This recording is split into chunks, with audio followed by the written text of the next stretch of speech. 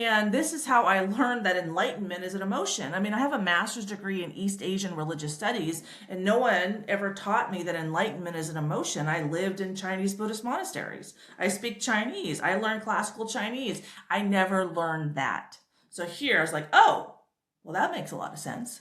So as we're souls having a human experience, we communicate through our emotions, and all these numbers on the left-hand side are the different hertz that we put out. And I'll show you a physics experiment in a second about how that works, how we attract what we are, through a magnetic resonance, as Dr. Joe Dispenza just showed us. So all of these emotions, with shame being the lowest at 20 hertz, all of these emotions come out through our heart space.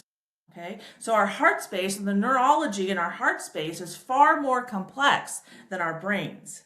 And the heart sends far more signals to the brain than the other way around. The electromagnetic field around the heart is 5,000 times stronger than the brain. So, of course, Rumi in the 13th century didn't know this.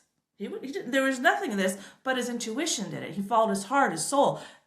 In all of the wisdom that Rumi has in his soul is also in your soul. All of Oppenheimer's knowledge to create the nuclear bomb is also in your soul. Okay, I've experienced enlightenment a plethora of times in the past 2 years. My soul is not different than your soul. The only difference is I've done the work to expand my emotional range to include enlightenment. But as the reincarnation of Mary Magdalene, the divine feminine, that's my job, to expand emotional range as the woman in this relationship, as the feminine soul in this relationship. So I'm helping everyone do that, because as it says right here in Dr. David R. Hawkins' notes, enlightenment, attractor energy fields that influence all of mankind, they open up. Because it used to be, oh, you experienced enlightenment? Tell us what you learned. Okay, but this is how we naturally share with all other souls. So there's no enemy. If I'm sharing all my wisdom with all other souls indiscriminately, how do I have an enemy? Right? Anyway, so these are the emotions that come out through our hearts, and then we attract what we are through energetic resonance. And now I'll show you there's a physics experiment, of course, physics experiment. All the men in my family are engineers. So, I'm an engineer too, but I'm a spiritual engineer. And so this is why I love the laws of physics. Okay, so I'm gonna, the tuning fork, let me pull up this one and show you how this works, that when two energies vibrate at the same frequency, where is tuning? At the same frequency, like, shame is 20 hertz, and then I attract in shame from another person 20 hertz. That is my soul showing me myself. So when I perceive selfishness in someone else, that is my soul showing me the selfishness inside of myself. Now, are they selfish or not? Yeah, probably, but I don't have control over them, and I only have sovereignty over my own soul. So I focus on myself.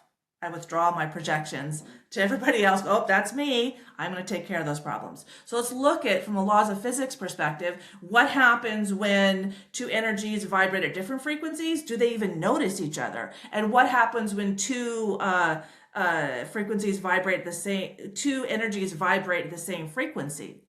Then what happens? Okay, so let's watch. So you don't even notice each other. Two different frequencies. It's like they're in two different universes. Oh. Same frequency. Oh, then it moves.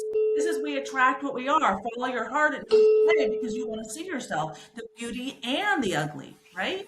I want to see myself, like, what's working, what's not working. I'm a grown-ass adult. I take responsibility for my own problems. I came here to work. Souls having a human experience don't come here to be easy. Does it look like it's easy outside right now? With all the ICE operations and all the turmoil and no boundaries and people dying and all the yelling and screaming? That's not easy. That's not easy. I met JC in my childhood. I haven't seen him in 40 years. We're still healing from our trauma. I had to call the police on him. JC, yeah, head of global security at GoDaddy. Just because he's at the top doesn't mean he's safe, all right? And yeah, I said it.